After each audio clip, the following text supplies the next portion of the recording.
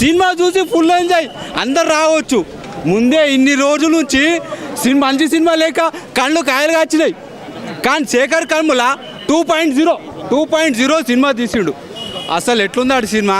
శేఖర్ కమ్ముల ఎట్లా తీసాడు? న్యాచురల్గా మొత్తం రియల్ లొకేషన్ న్యాచురల్గా తీసింది, ఎక్కడ ఇది లేదు. అసలు నిజం చెప్పాలి, నాగార్జున సార్కి హ్యాట్సప్.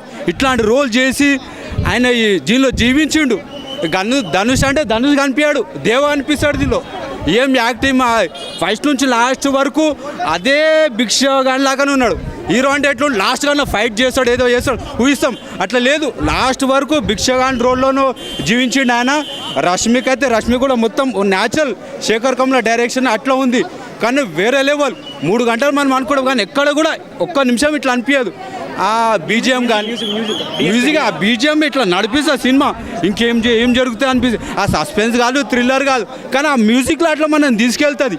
500 కోట్లు వస్తాయా, 1000 కోట్లు వస్తాయా? 500 కోట్లు అయితే పక్కా.